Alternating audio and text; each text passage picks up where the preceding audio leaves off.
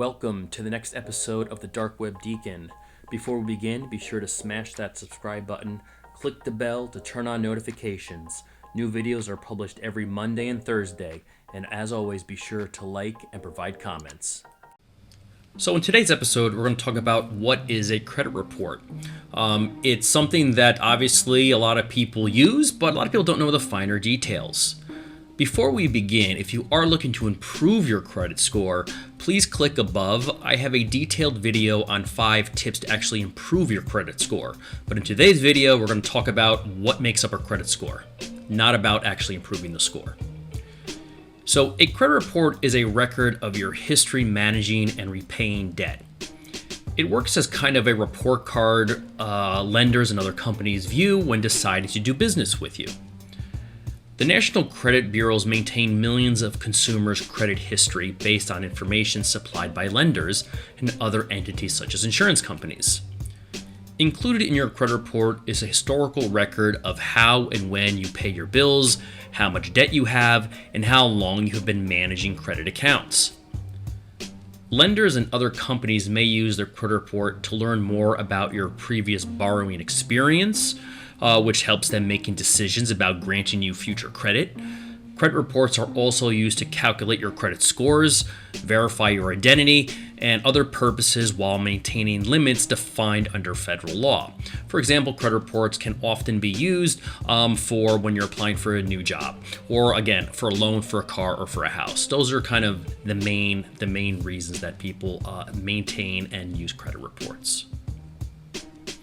So again, a credit report is a readable presentation of the data stored in an electronic credit file at one of the 3 major national credit bureaus, Experian, TransUnion, or Equifax.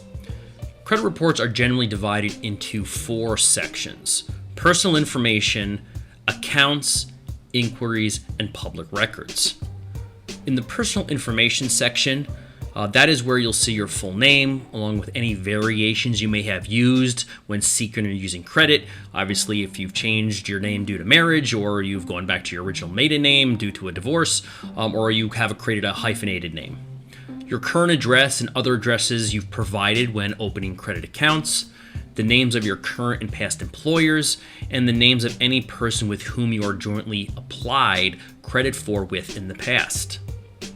In the account section, all of your open loans and your credit card account information for up to 7 years, along with monthly payment records for each, is stored here.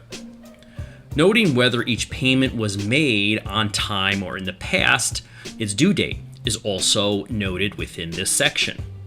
For late payments, your credit report will indicate if it was 30, 60, or 90 days past due or on time.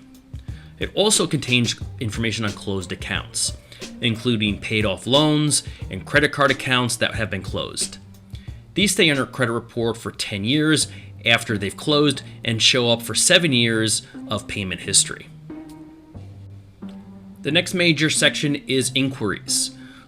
This section of your credit report tracks companies' requests for your credit report or a credit score, and they remain on your credit report for up to 2 years. And there are generally 2 types of inquiries, hard and soft.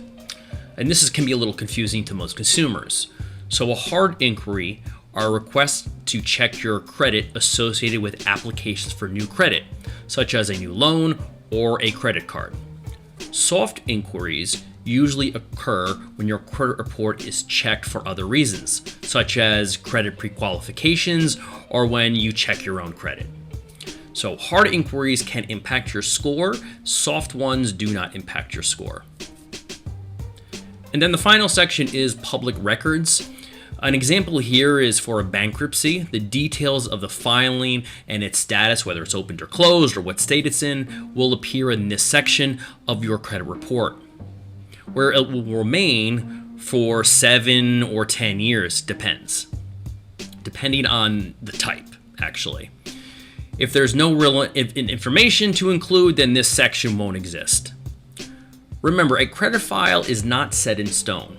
It's a living and breathing record that's constantly being updated with the latest information from potentially multiple vendors provided to the bureaus, whether it be a credit lender or an employment company or an insurance company. So it's always being fed with information generally, especially if you are actively pursuing new credit or a new job or any type of new insurance policies. And finally, I want to talk about what to look for in a credit report and how often. So it is definitely good practice to review your credit report from each of the credit reporting bureaus at least once a year, and definitely prior to making a credit application for a credit card, a car loan, or a mortgage. When you examine your credit report, it's a good idea to do the following. 1, be certain you recognize all accounts listed on your report. If not, get in touch with the lender listed for that account to find out what is happening and check for the possibility of identity theft. Number 2, make sure the account status information is correct for your accounts. If it is not, start by calling the lender to ask about the discrepancies, then initiate a dispute. So it's not just the account status that's listed, but again, the history of whether it's been paid on time or how many potential days it's been late and how often. So you need to verify that information. And then finally, check the credit utilization ratio on each of the revolving credit accounts. To do this, divide the reported balance for each of your credit limits, then multiply by 100 to get a percentage. You can also calculate an overall utilization ratio by dividing the sum of all of your balances by the sum of all of your credit limits. Remember to keep your utilization ratio below 30% on individual accounts and overall in order to maintain and improve your score over time. This credit utilization ratio is definitely key. And again, I have that other video on exactly 5 tips to improve your score. And I go into a lot of detail on credit utilization, what it means, its impact on your actual credit score, and how to maintain it and try to drive it towards improvement. Well, hopefully you found this useful and informative. And again, definitely add any comments below on things that you question or wonder about credit reports that maybe don't make sense. Because I'm sure if you have a question, there's thousands of others who have the same exact question. Thanks for watching, and as always, please like, subscribe, and provide comments, and turn on notifications by clicking the bell in order to check out future videos published twice a week.